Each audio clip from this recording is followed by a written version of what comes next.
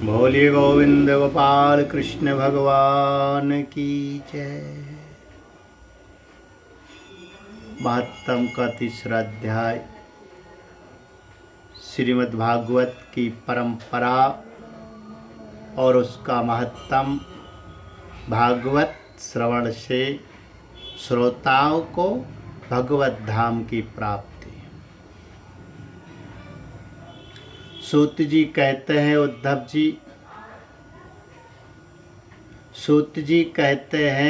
उद्धव जी ने वहाँ एकत्र हुए सब लोगों को श्री कृष्ण कीर्तन में लगा देखकर सभी का सत्कार किया और राजा परीक्षित को हृदय से लगाकर कहा। उद्धव जी ने कहा, राजन तुम धन्य हो, एकमात्र श्री कृष्ण की भक्ति से ही पूर्ण हो, क्योंकि श्री कृष्ण संकीर्तन के महोत्सव में तुम्हारा हृदय इस प्रकार निमग्न हो रहा है। बड़े सौभाग्य की बात है कि श्री कृष्ण की पत्नियों के प्रति तुम्हारी भक्ति और वज्रनाभ पर तुम्हारा प्रेम है। तात तुम जो कुछ कर रहे हो सब तुम्हारे अनुरूप ही है। क्यों ना हो, श्री कृष्ण ने ही तुम्हें शरीर और वैभव प्रदान किया है, अतः तुम्हारा उनके प्रपौत्र पर प्रेम होना स्वाभाविक ही है। इसमें तनिक भी संदेह नहीं कि समस्त द्वारका वासियों में ये लोग सबसे बढ़कर धन्य है, जिन्हें वज्र में निवास कराने के लिए भगवान श्री कृष्ण ने अर्जुन को आज्ञा की थी।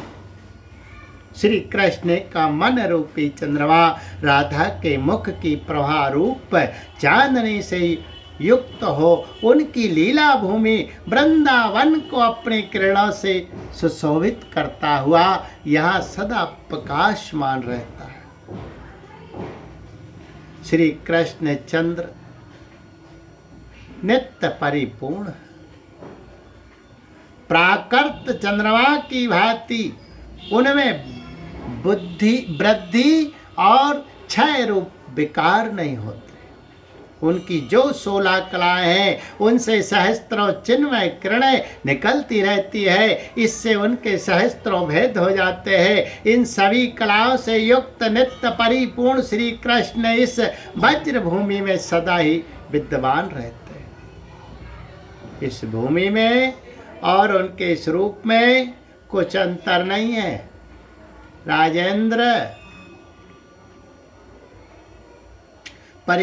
राजेंद्र परीक्षित, इस प्रकार विचार करने पर सभी ब्रजवासी भगवान के अंग में स्थित है। शरणागतों का भय दूर करने वाले जो ये वज्र है इनका स्थान श्री कृष्ण के दाहिने चरणों में है।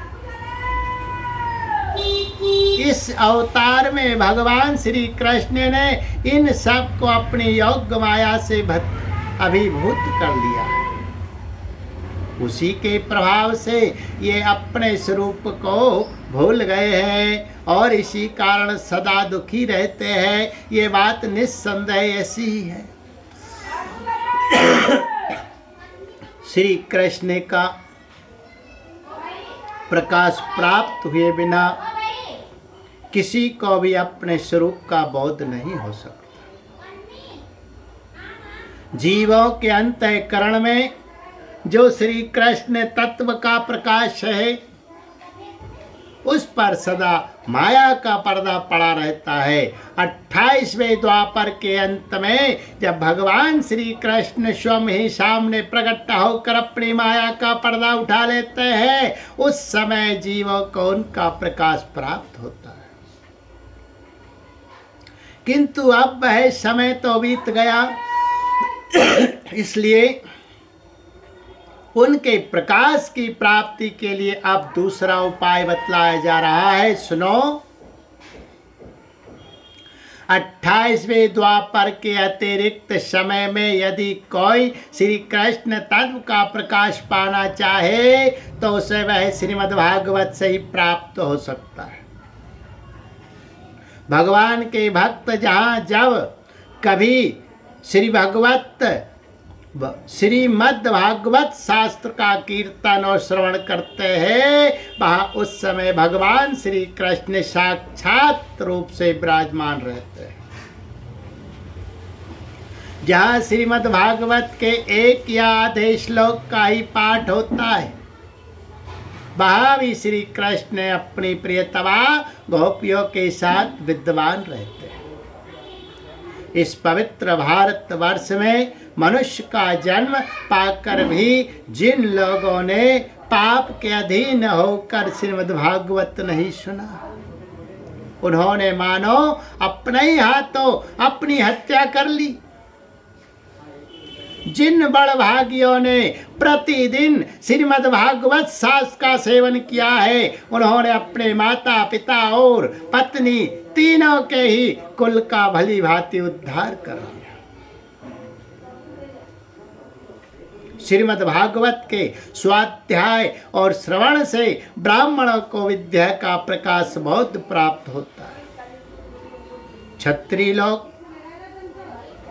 शत्रुओं पर विजय पाते हैं, वैश्यों को धन मिलता है और शूद्र स्वस्थ निरोग बने रहते हैं। स्त्रियों तथा अंत्यज आदि अन्य लोगों की भी इच्छा श्रीमद् भागवत से पूर्ण होती है। अतः कौन ऐसा भाग्यवान पुरुष है जो श्रीमद् भागवत का नित्य ही सेवन न करेगा। अनेकों जन्मों तक साधना करते करते जब मनुष्य पूर्ण सिद्ध हो जाता है, तब उसे श्रीमद् भागवत की प्राप्ति होती है। भागवत से भगवान का प्रकाश मिलता है, जिससे भगवत भक्ति उत्पन्न होती है। पूर्व काल में सांख्यायन की कृपा से श्रीमद् भागवत बृहस्पति जी को मिला और बृहस्पति जी ने मुझे दिया। इसी से मैं श्री कृष्ण का प्रियतम सखा हो सका हूँ। परीक्षित, बृहस्पति जी ने मुझे एक आख्यायिका भी सुनाई थी, उसे तुम सुनो। इस आख्यायिका से श्रीमद् भागवत श्रवण के संप्रदाय का क्रम भी जाना जा सकता है। बृहस्पति जी ने कहा था, अपनी माया से पुरुष रूप धारण करने वाले भगवान श्री कृष्ण ने जब सृष्टि के लिए संकल्प किया, तब उनके दिव्य विग्रह से 3 पुरुष प्रकट हुए। इनमें रजोगुण की प्रधानता से ब्रह्मा, सत्वगुण की प्रधानता से विष्णु और तमोगुण की प्रधानता से रुद्र प्रकट हुए। भगवान ने इन तीनों को क्रमशः जगत की उत्पत्ति, पालन और संहार करने का अधिकार प्रदान किया। तब भगवान के नाभि कमल से उत्पन्न हुए ब्रह्मा जी ने उनसे अपना मनोभाव योग प्रकट किया। ब्रह्मा जी ने कहा, परमात्मन, आप नार अर्थात जल में शयन करने के कारण नारायण नाम से प्रसिद्ध है। सबके आदि कारण होने से आदि पुरुष है। आपको नमस्कार है प्रभु। आपने मुझे सृष्टि कर्म में लगाया है, मगर मुझे भय है कि सृष्टि काल में अत्यंत पापात्मा रजोगुण आपकी स्मृति में कहीं बाधा न डालने लग जाए। अतः कृपा करके ऐसी कोई बात बताए जिससे आपकी याद बराबर बनी रहे। बृहस्पति जी कहते हैं, जब ब्रह्मा जी ने ऐसी प्रार्थना की, तब पूर्व काल में भगवान ने उन्हें श्रीमद् भागवत का उपदेश देकर कहा, ब्राह्मण, तुम अपने मनोरथ की सिद्धि के लिए सदा ही इसका सेवन करते रहो। ब्रह्मा जी श्रीमद् भागवत का उपदेश पाकर बड़े प्रसन्न हुए और उन्होंने श्री कृष्ण की नित्य प्राप्ति के लिए तथा 7 आवरणों का भंग करने के लिए श्रीमद् भागवत का सप्ताह पारायण किया। सप्ताह यज्ञ की विधि से 7 दिनों तक श्रीमद् भागवत का सेवन करने से ब्रह्मा जी के सभी मनोरथ पूर्ण हो गए। इससे वे सदा भगवत स्मरण पूर्वक सृष्टि का विस्तार करते और बारंबार सप्ताह यज्ञ का अनुष्ठान करते रहते हैं। ब्रह्मा जी की ही भांति विष्णु ने भी अपने अभीष्टार्थ की सिद्धि के लिए उन परम पुरुष परमात्मा से प्रार्थना की, क्योंकि उन पुरुषोत्तम ने विष्णु को भी प्रजापालन रूप कर्म में नियुक्त किया था। विष्णु ने कहा, देव, मैं आपकी आज्ञा के अनुसार कर्म और ज्ञान के उद्देश्य से प्रवृत्ति और निवृत्ति के द्वारा यथोचित रूप से प्रजाओं का पालन करूंगा। काल क्रम से जब जब धर्म की हानि होगी तब तब अनेकों अवतार धारण कर पुनः धर्म की स्थापना करूंगा।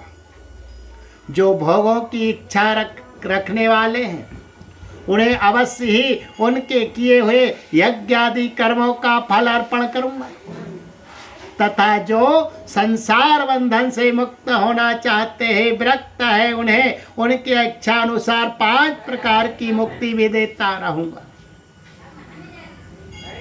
परंतु जो लोग मोक्ष भी नहीं चाहते उनका पालन मैं कैसे करूंगा? ये बात समझ में नहीं आती। इसके अतिरिक्त मैं अपने तथा लक्ष्मी जी की भी रक्षा कैसे कर सकूंगा, इसका उपाय भी बतलाइए। विष्णु की प्रार्थना सुनकर आदि पुरुष श्री कृष्ण ने उन्हें भी श्रीमद् भागवत का उपदेश किया और कहा, तुम अपने मनोरथ की सिद्धि के लिए इस श्रीमद् भागवत शास्त्र का सदा पाठ किया करो। उस उपदेश से विष्णु भगवान का चित्त प्रसन्न हो गया और वे लक्ष्मी जी के साथ प्रत्येक मास में श्रीमद् भागवत का चिंतन करने लगे। इससे वे परमार्थ का पालन और यथार्थ रूप से संसार की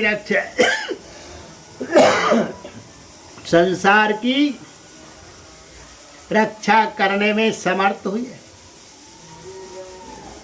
जब भगवान विष्णु स्वयं भक्ता होते हैं और लक्ष्मी जी प्रेम से श्रवण करती है, उस समय प्रत्येक बार भागवत कथा का श्रवण 1 मास में ही समाप्त होता है। किंतु जब लक्ष्मी जी स्वयं वक्ता होती है और विष्णु श्रोता बनकर सुनते हैं, तब भागवत कथा का रसास्वादन 2 मास तक होता रहता है। उस समय कथा बड़ी सुंदर, बहुत ही रुचिकर होती है। इसका कारण यह है कि विष्णु तो अधिकारारूढ़ है, उन्हें जगत के पालन की चिंता करनी पड़ती है, पर लक्ष्मी जी इन झंझटों से अलग है, अतः उनका हृदय निश्चिंत है। इसी से लक्ष्मी जी के मुख से भागवत कथा का रसास्वादन अधिक प्रकाशित होता है। इसके पश्चात रुद्र ने भी उन्हें भगवान ने पहले संहार कार्य में लगाया था। अपनी सामर्थ्य की वृद्धि के लिए उन परम पुरुष भगवान श्री कृष्ण से प्रार्थना की।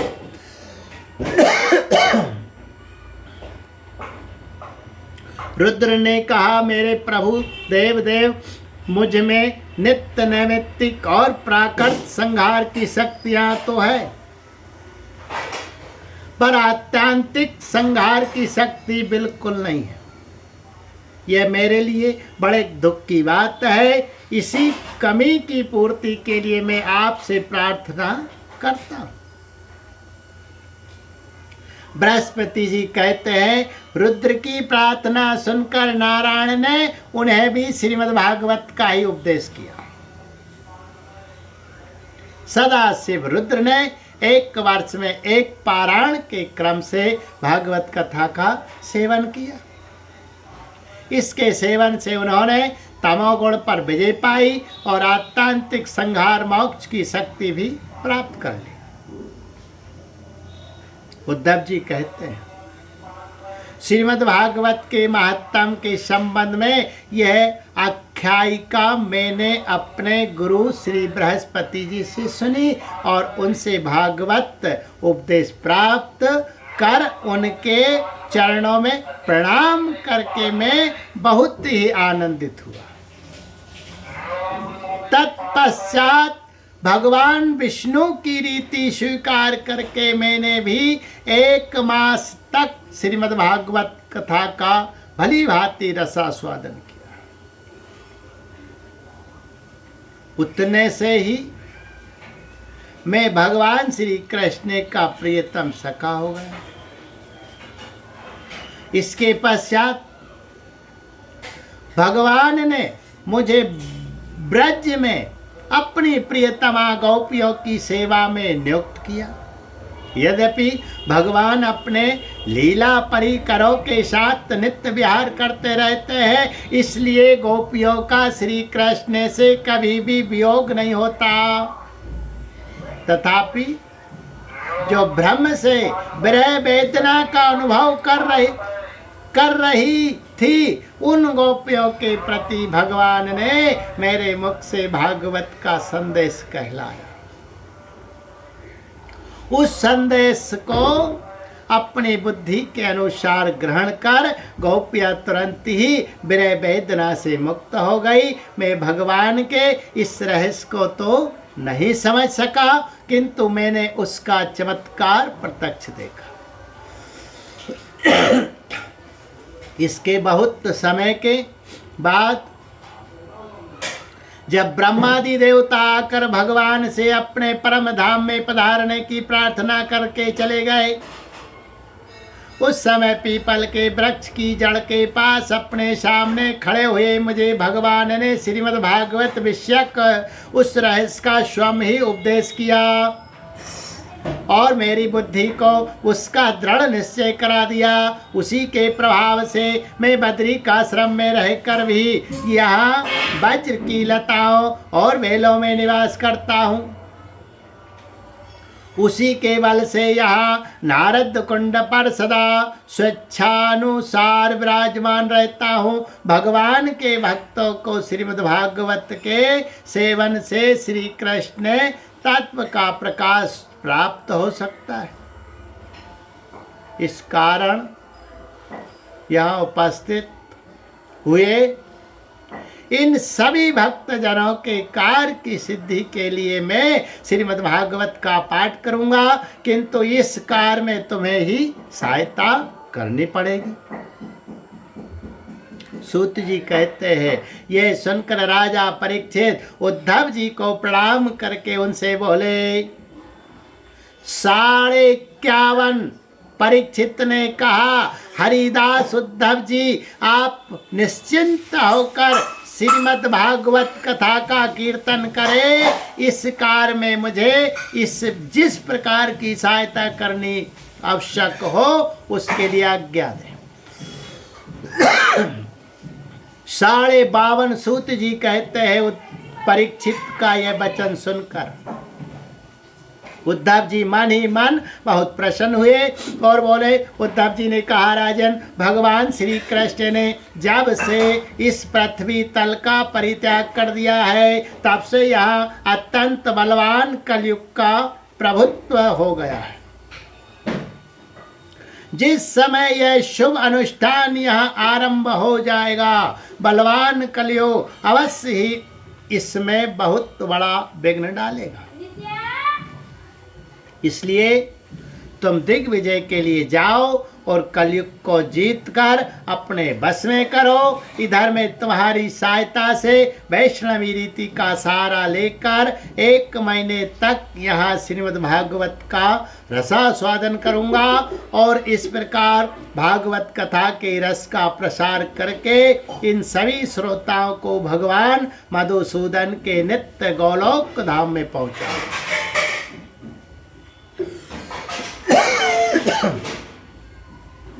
सूत जी कहते हैं, उद्धव जी की बात सुनकर राजा परीक्षित पहले तो कलयुग पर विजय पाने के विचार से बड़े ही प्रसन्न हुए, परंतु पीछे ये सोचकर कि मुझे भागवत कथा के श्रवण से वंचित ही रहना पड़ेगा, चिंता से व्याकुल हो उठे। उस समय उन्होंने उद्धव जी से अपना अभिप्राय इस प्रकार प्रकट किया।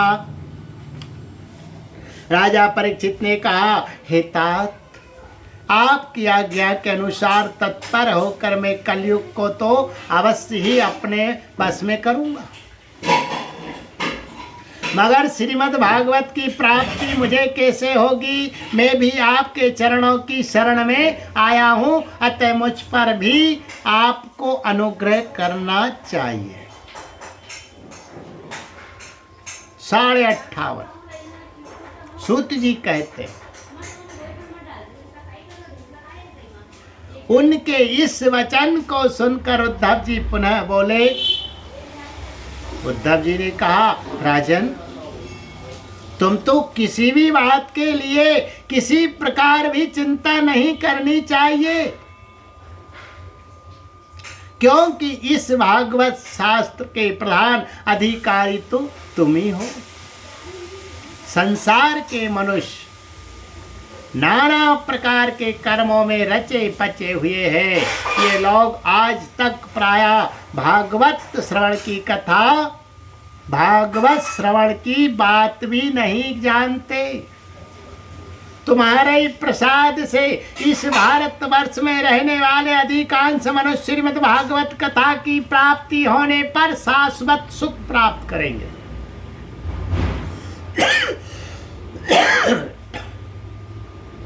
महर्षि भगवान श्री सुखदेव जी साक्षात नंद नंदन श्री कृष्ण के स्वरूप है। वे ही तुम्हें श्रीमद् भागवत की कथा सुनाएंगे, इसमें तनिक भी संदेह की बात नहीं है।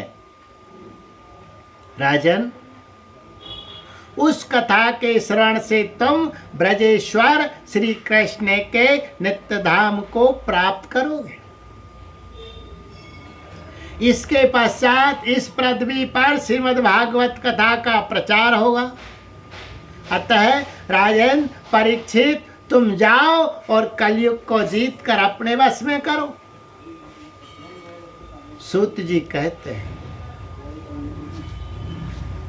उद्धव जी के इस प्रकार कहने पर राजा परीक्षित ने उनकी परिक्रमा करके उन्हें प्रणाम किया और दिग्विजय के लिए चले गए। इधर वज्र ने भी अपने पुत्र प्रतिबाहु को अपनी राजधानी मथुरा का राजा बना दिया और माताओं को साथ लेकर उसी स्थान पर जहाँ उद्धव जी प्रकट हुए थे जाकर श्रीमद् भागवत सुनने की इच्छा से रहने लगे।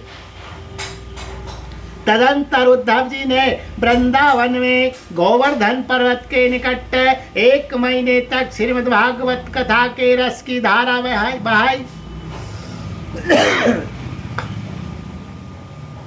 उस रस का आस्वादन करते समय प्रेमी श्रोताओं की दृष्टि में सब और भगवान की सच्चिदानंदमयी लीला प्रकाशित हो गई और सर्वत्र श्री कृष्ण चंद्र का साक्षात्कार होने पर उस समय सभी श्रोताओं ने अपने को भगवान के स्वरूप में स्थित देखा। वज्रनाभ ने श्री कृष्ण के दाहिने चरण कमल में अपने को स्थित देखा और श्री कृष्ण के विरह शोक से मुक्त होकर उस स्थान पर अत्यंत सुशोभित होने लगे।